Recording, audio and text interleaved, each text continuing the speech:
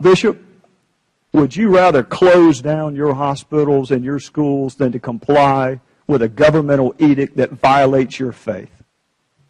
We are not going to violate our consciences. Reverend Harrison, you've already spoken with respect to civil disobedience. I believe you said you'd sooner go to jail than violate your conscience. Yes, I would, clearly. Dr. Mitchell? I'd like to be in his cell. We'll try to work that out. Rabbi? Freedom of conscience and of religion, Congressman, is the first and most sacred of American liberty. Dr. Mitchell? This is not the kind of thing that we can afford to play with. This is essential to our country. Well, just so everybody understands what's going to happen, these guys are either going to go to jail because they won't violate their religious beliefs, or the hospitals and the schools are going to close, which means government is going to get bigger because they're going to have to fill the void that is left when you guys quit doing it. And maybe that's what they wanted all along. I apologize. I'm afraid you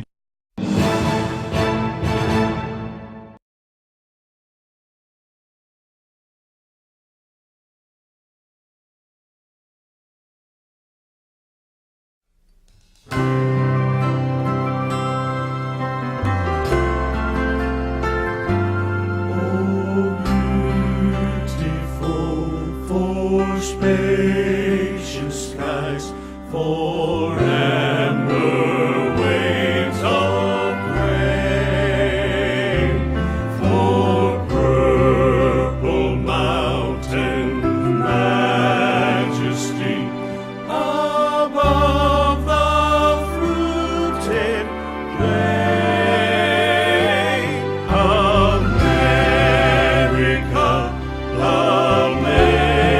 America, God shed His grace on thee,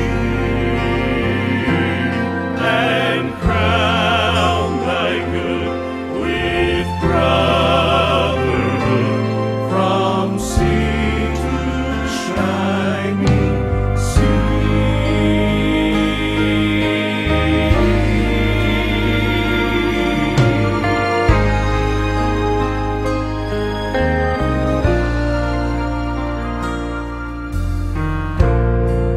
The morning song of a vibrant city is interrupted by the scream of jet engines as an off-course, hijacked jet airliner smashes into a towering office building.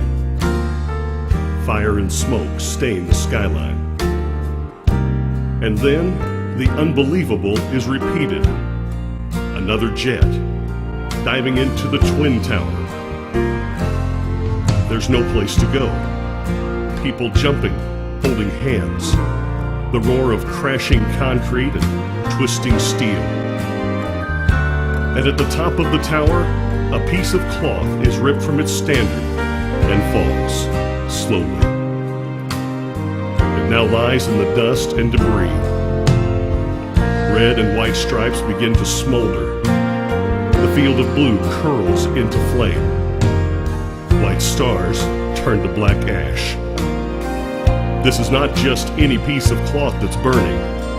This is the freedom banner of America. This is the flag of the United States. But hear this. This piece of cloth has faced the enemy before. This flag is no stranger to battle.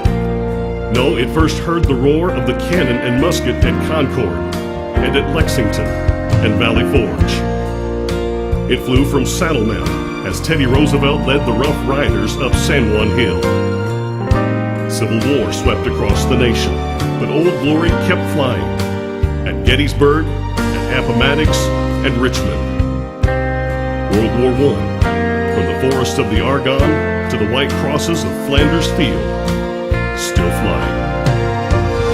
World War II, from Pearl Harbor to Normandy, to an island in the South Pacific called Iwo Jima, where some tired, battle-weary Marines lifted that flag so that the rest of the world would know that Americans will be free. At the 38th parallel in Korea, in the jungles and rice paddies of Vietnam, from Desert Storm to the Trade Center towers in New York City, the cost has been high, but the price has been met. From the caves of Afghanistan to the deserts of Iraq, from ground zero to the Pentagon to a farm field in Pennsylvania.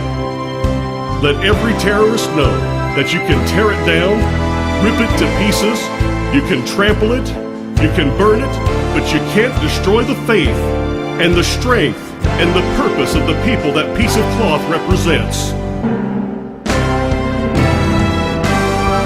So the next time you see it, don't be ashamed if a tear comes to your eye, if your heart beats a little faster.